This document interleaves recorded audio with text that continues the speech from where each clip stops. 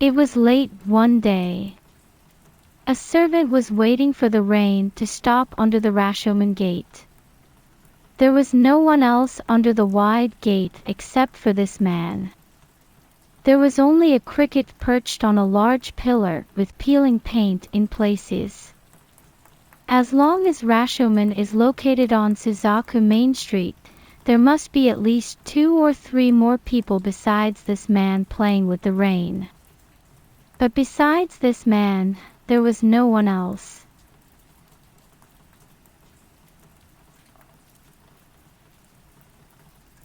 In the past 23 years, Kyoto has been hit by a series of disasters such as earthquakes, winds, fires, and famines.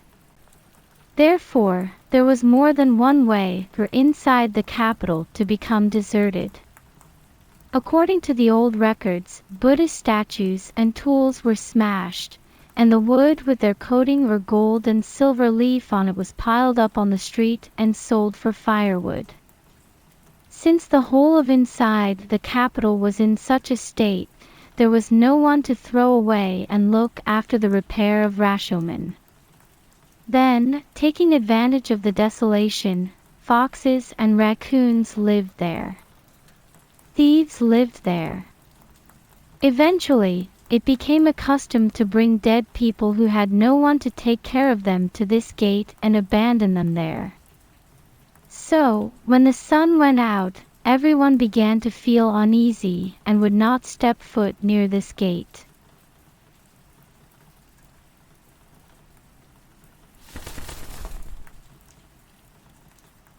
Instead, many ravens came from somewhere else.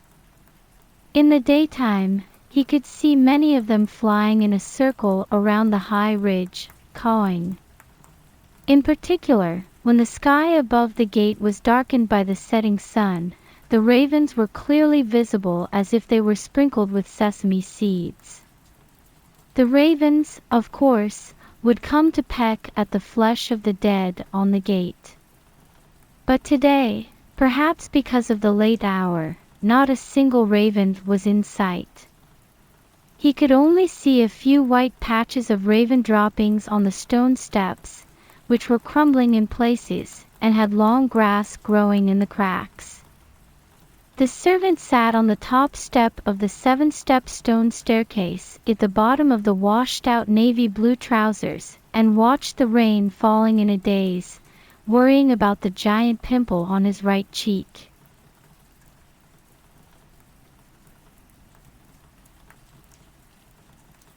The author wrote earlier, a servant was waiting for the rain to stop. However, the servant had no idea what to do when the rain stopped. Usually, he would have gone back to his master's house. However, the master of the house sent me a leave of absence 4 or 5 days ago. As he have mentioned before, the city of Kyoto was in a state of a complete decline. The fact that this servant was given leave by his master, who had used him for many years, was, in fact, nothing more than the small aftermath of this decline. So rather than saying that the servant was waiting for the rain to stop, it would be more appropriate to say that the servant was at his wit's end because he had nowhere else to go. In addition, today's weather also had some effect on the sentimentalism of the Heian-era servants. The rain that began to fall in around 4 p.m. has yet to come up. So the servant, trying to manage his life for tomorrow at any cost, or to put it another way, trying to control what he could not work, listened to the sound of the rain on Suzaku Main Street without asking.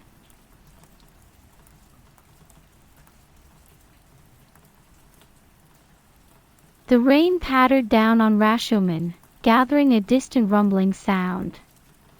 When he looked up, he saw the gate's roof supporting heavy dark clouds at the end of the diagonal roof tiles. There is no time to choose the means to deal with the inevitable. If he choose to do so, he will die of hunger under the earth or on the dirt on the road. The servant's thoughts wandered along the same path over and over again until they finally came to this spot. But this if would always be if in the end. Even though the servant affirmed that he had no choice, he could not find the courage to actively prove that he had no choice but to become a thief, which would naturally follow to settle this if. The servant sneezed loudly and then stood up with the grand ceremony. The evening chill in Kyoto was so cold that he wanted a fire trough. The wind blew between the pillars of the gate as the evening dawned. The crickets that had been perched on the red lacquered pillars had already gone away.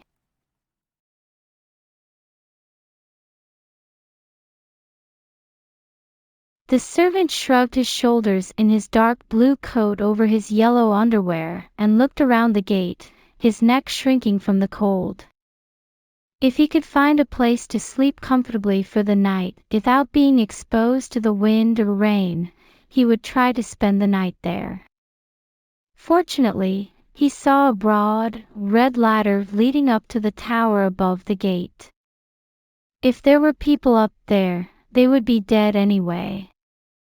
The servant stepped onto the lowest rung of the ladder in his straw sandals, being careful not to sheath the crude sword on his waist. It was some minutes later. On the middle rung of the wide ladder leading to the top of the Rashomon Gate, a man was hunched over like a cat, panting for breath as he peered at the figure above him. The firelight from the top of the tower was faintly wetting the man's right cheek. The man's right cheek was faintly wet from the firelight coming from the floor at the end of the ladder, and there was a red, pus-filled pimple in his short beard. The servant had assumed from the start that the people up there were all dead. However, when he climbed up a few ladder rungs, he saw that someone was lighting a fire and moving it here and there. He knew this immediately because he could see the murky, yellowish light shimmering on the ceiling, covered with cobwebs, in every corner. It was not an ordinary person lighting a fire on this Rashomon Gate on this rainy night. The servant crawled up the steep ladder to the top, his footsteps silent like a gecko. Then, with his body as flat as possible and his neck as far forward as possible, he peered fearfully into the building. As he had heard, several corpses were haphazardly discarded inside the building, but he couldn't count how many because the area of the firelight was narrower than he had expected. What he could vaguely make out, however, was that some of the corpses were naked while others were clothed. Of course, there were also women and men among them. The bodies were all lying on the floor with their mouths open and their hands extended, like dolls made of kneaded clay, to the extent that it was doubtful that they were ever alive. They were lying on the floor with their mouths open and hands outstretched as if they were dolls made of clay, and their shoulders and chests, which were higher than the rest, were dimly lit by the fire, making the shadows on the lower parts even darker, and they were as silent as mutes forever.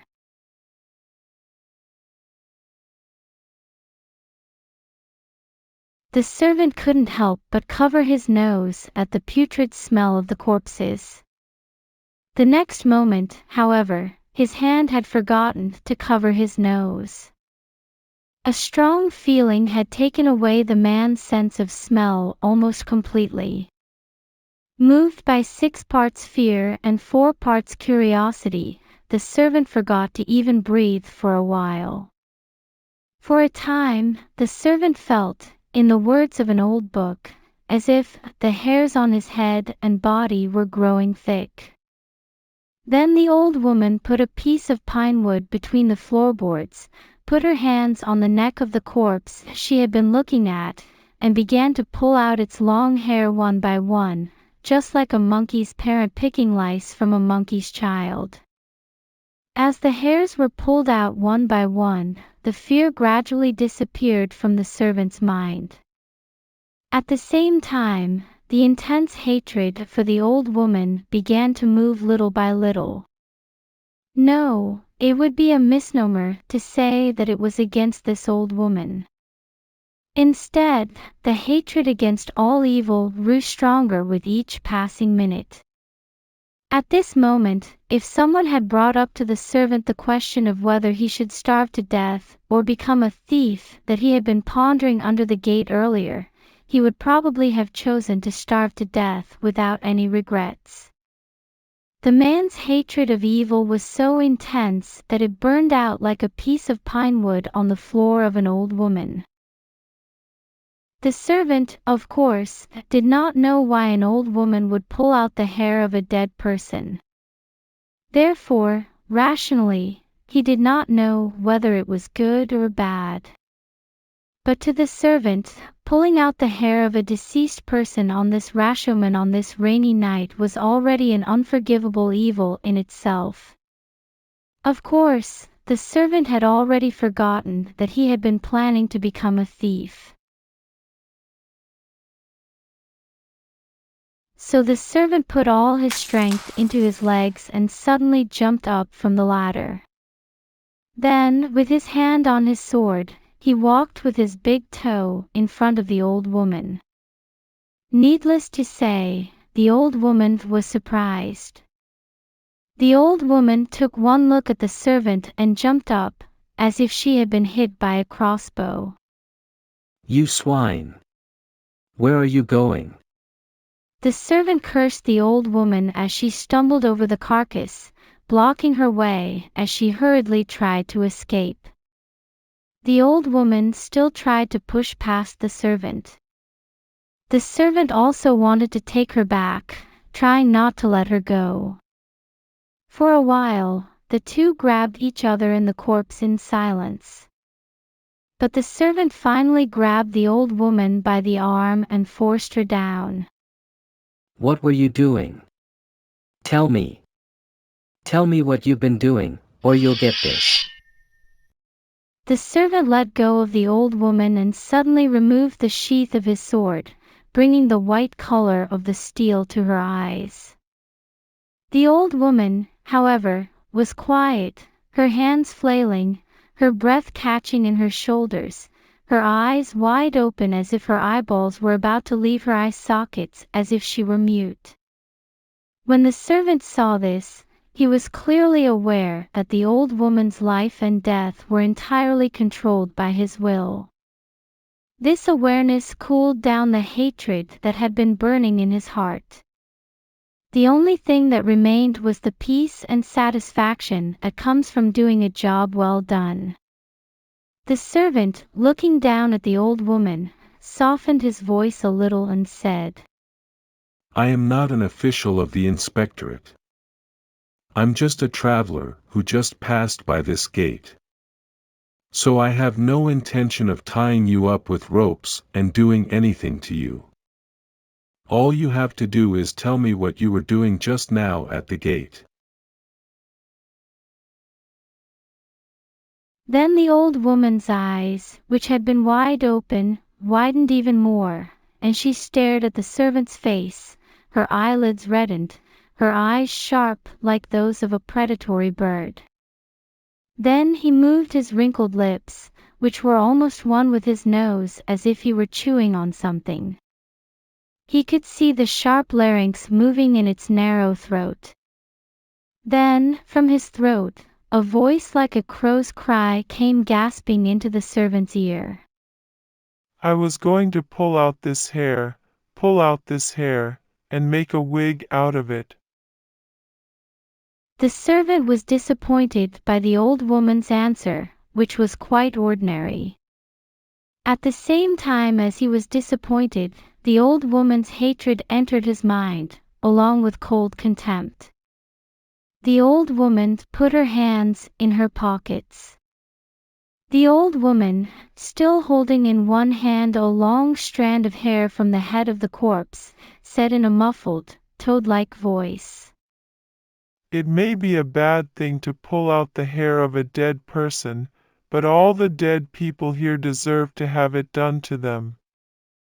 The woman whose hair I just pulled out, for example, used to cut snakes into 4-inch pieces and dry them, calling them dried fish, and sell them to the guardroom. If she hadn't died of the plague, she would still be selling them today. I also heard that the dried fish she sold tasted so good that the security never failed to buy it for their rations. I don't think what she did was wrong. I don't think what she did was wrong, but she had to do it because she would die of hunger. I don't think what I did was wrong. If I don't do this, I will die of hunger, and I have no choice but to do it. So this woman, who knew very well that I had no choice, will most likely tolerate what I do. That's roughly what the old woman said. The servant sheathed his sword and held the sword's hilt with his left hand as he listened calmly. Of course, he was listening with his right hand while worrying about the sizable pus-filled pimple on his red cheek. As he heard, however, certain courage came into the servant's heart.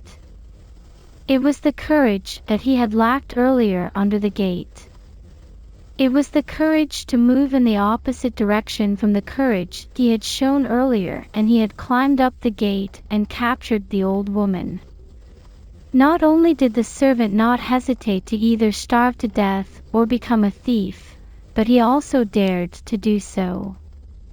At that moment, the man's mind was so far removed from his consciousness that he could hardly even think about starving to death.